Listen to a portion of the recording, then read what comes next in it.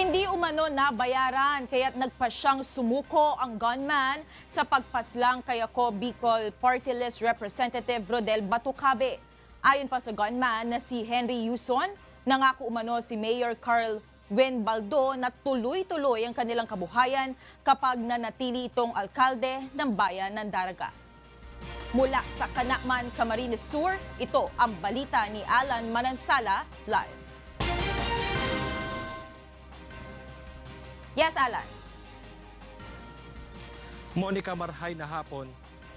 Pasado alas 3 kaninang hapon ang iniharap sa media ni PNP Chief Director General Oscar Albayalde si Henry Yuson aka Romel Yuson, ang gunman sa pagpatay kay Ako Bicol Party List Representative Rodel Batucabe.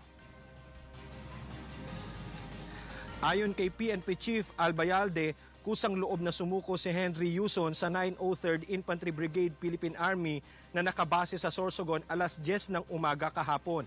Kasabay nito, inamin ni Yuson na siya ang bumaril kay Congressman Batucabe at sa security aid nito na si SPO2 Orlando Diaz matapos ang gift giving para sa mga senior citizens sa Barangay Burgos, Daraga, Albay noong Disyembre 22.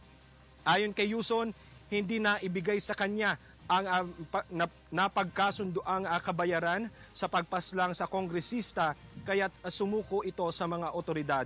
Itinuro din ito si Mayor Baldo bilang utak ng krimen.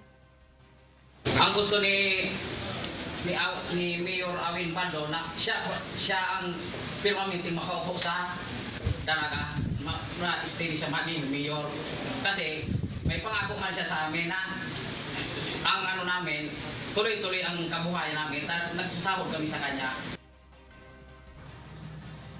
Humingi rin ito ng tawad sa pamilya Batucabe dahil sa kanyang ginawa.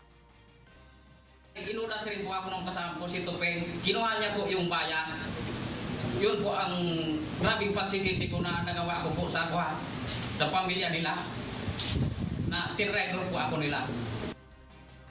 Maliban kay Yuson, nasa kustodiya na rin ng Philippine National Police ang isa pang sospek na si Jerwin Babor, ang backup driver ng grupo.